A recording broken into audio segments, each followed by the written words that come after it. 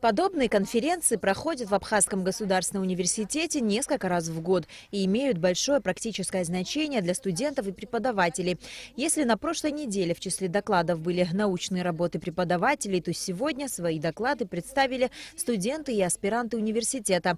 Доклад студентки магистра второго курса обучения Арды Гургулия был посвящен проблемам учета и оценки объектов историко-культурного наследия Абхазии. Сохранение культурного и архитектурного наследия – одна из наиболее важнейших задач, стоящих в настоящее время перед цивилизованным обществом.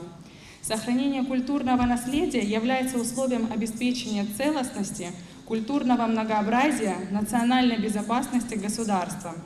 Объект историко-культурного наследия представляет собой объект недвижимого имущества, обладающий ценностью с точки зрения истории, археологии, архитектуры, градостроительства, искусства, науки и техники, эстетики, этнологии или антропологии, социальной культуры и являющийся свидетельством эпохи цивилизации, подлинным источником информации о зарождении и развитии культуры.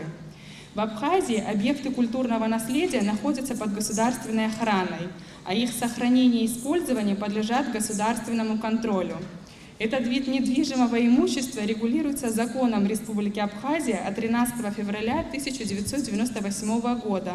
Различные параметры микроциркуляции в возрастном аспекте. Именно так назывался доклад студентки 6-го курса АГУ Анны Степановой, в котором она подробно остановилась на значении микроциркуляции для организма человека и о последствиях ее нарушения.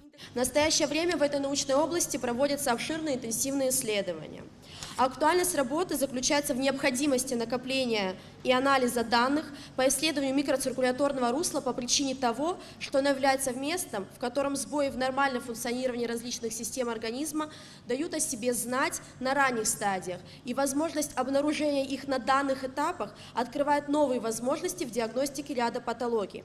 В исследовании после получения информированного согласия приняли участие практически здоровые лица разных возрастных категорий. Обследование проводилось в состоянии покоя, то есть оценивался базальный микрокровоток при помощи портативного лазерного анализатора. На пленарном заседании были зачитаны и другие доклады. Стоит отметить, что подобные конференции стали доброй традицией для Абхазского государственного университета.